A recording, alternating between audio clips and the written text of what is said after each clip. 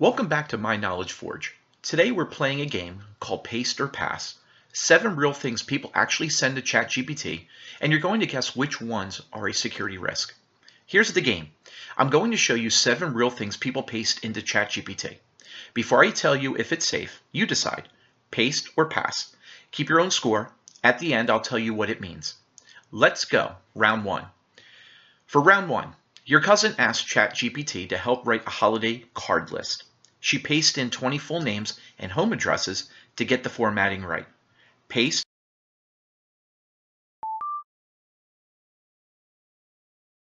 or pass? Pass, or at least pass on the addresses. Names and home addresses together are a basic building block for identity theft and mail fraud. It's low risk on its own, but there's no reason to hand over real addresses just to test formatting. Use placeholder names and cities instead. The AI doesn't need real data to help you format a list. Survivors so far? Track your own score. Round number 2. A coworker's autocomplete keeps dropping their work password, so they paste it into a chat to ask the AI to remember it for the next time.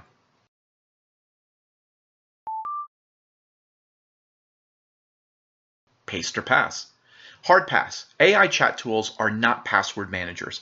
They don't securely store credentials the way a password manager does, and that chat history can sit in logs, get exported, or show up in a screenshot later.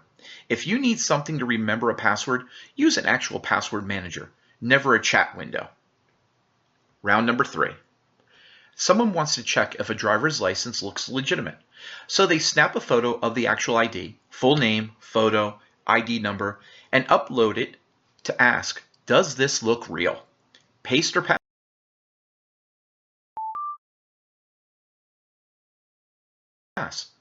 Pass, no exceptions here. A government ID has everything an identity thief needs in one image.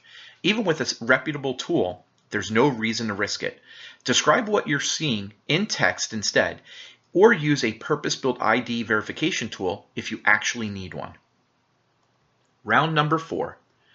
A developer pastes a chunk of their company's internal source code into ChatGPT and asks it to explain what a function does. Paste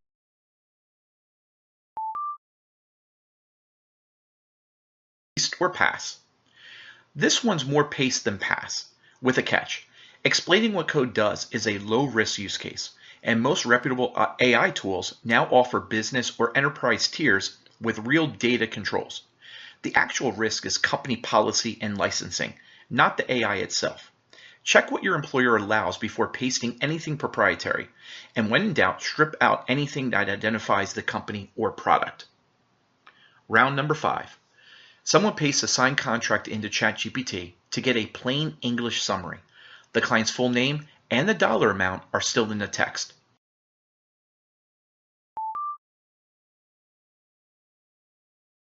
Paste or pass? Pass on the names and figures.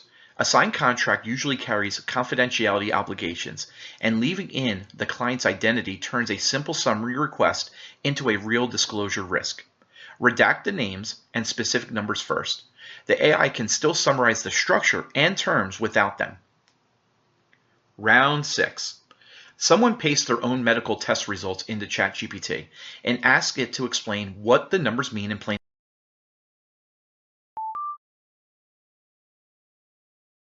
English. Paste or pass? I'd still say pass. Not because the AI can't help, but because health data tied to your name is some of the most sensitive data you own. And once it's in a chat log, you don't fully control where it goes.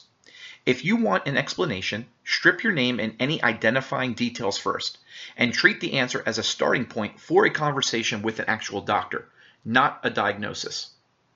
Round 7, the final round.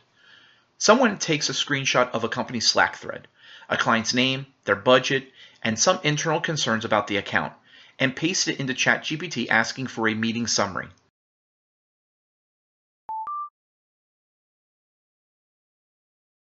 Paste or pass? This is one I see most often.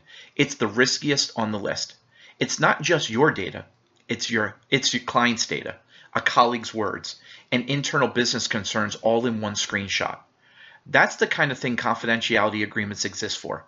Summarize it yourself or redact names and figures first if you really want AI help with the summary.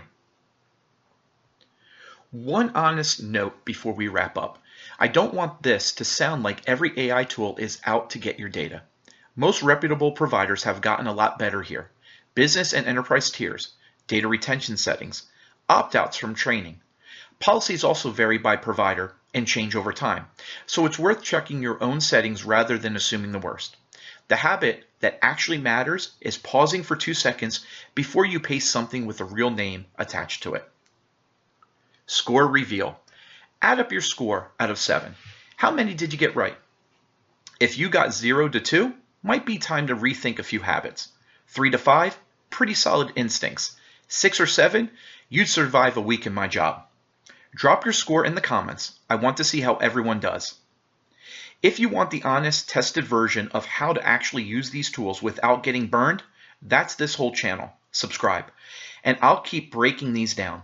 Next time, the AI tools I actually use every day and the ones I won't touch. See you then.